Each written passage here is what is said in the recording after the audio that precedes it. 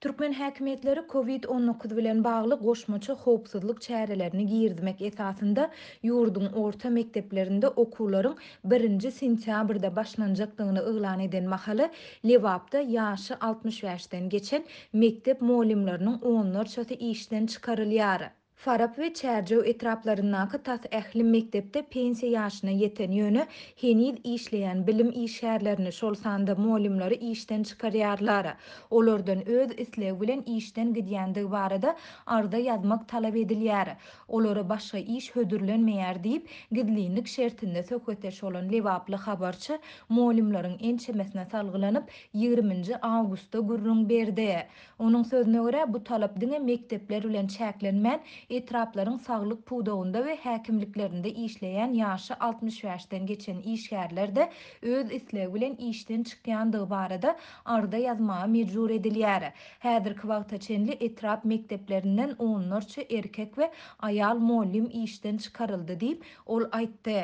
Mektep ýolbaşçylary ýa-da etrap bilim bölüminiň resmileri köpçülikleýin häsiýetde amala aşyrylýan bu çäräniň sebäpleri barada hiç hili düşündürüş bermeýärler. Mektep ýolbaşçylary koronawirusu sebäp edip görkezmeýärler. Olar diňe ýokardan berilen tawşyryk şeýle diýmek bilen çäklenýärler diýip işinden çekilmäge mejbur edilen molimlaryň biri gizlilik şertinde habarçymyza gürrüň berdi.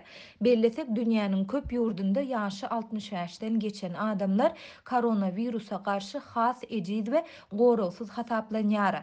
Adatlyk radiosynyň ýokarda aýdylanlar barada Lewap vilayet Farap we Çärçew etrap häkimliklerinden kommentari almak boýunça eden iýdigderli synanyşyklary netije bermedi.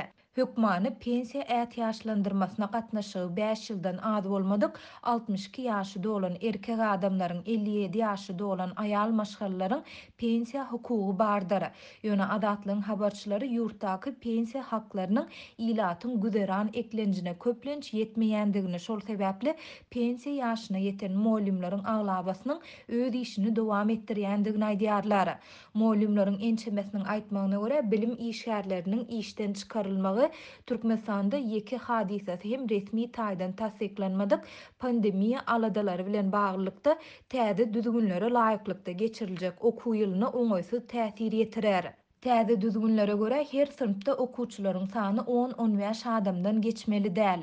Öň ortaça 30-32 okuwçyly sınıflary häzir 2-3-e bölýärler. Bu okuwçylaryň ortaça 5 smenada okajakdygyny we has köp molima zerurlygyň bardygyny görkezýär.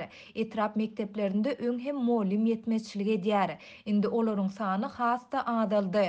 Bu täze okuw ýylyna zarba bolar diýip Lewaply molim aýtdy. 19 awgustda Türkmen hökümetine ýakynlygy bilen tanylýan internet neşirlerinde 1-nji sentýabrda mekteplerde başlanjak sapaklaryň täze düzgünlere laýyklykda geçiriljekdigi habar berildi. Täze düzgünlere laýyklykda mekteplerde birnäçe giriş-çykyş kapylary açyk saklanar. Enatalaryň gelmegini çäklendirme girdiler. Sınıf otoglarynda okuwçylar bir-birinden 2 metr aralykda oturdular. Şeýle-de okuwçylardan, molimlerden we tekniki işgärlerden maska dakynmak talap ediler. Mundan başga sapaklaryň dowamlylygy hem täzeden gözden geçirildi. 1-nji sınıf okuwçylary üçin, 2-nji, 4-nji sınıflar üçin 30 minut we 5-nji, 11-nji sınıflar üçin 35 minut dowam eder. Türkmenistanyň bilim ministrliginden molimlaryň işden gitmäge mejbur edilmegi, täze düzgünler munyň üçin ýurtda bilim işgärleriniň ýeterliktigi ýa-da däldigi barada kommentari almak başartmady.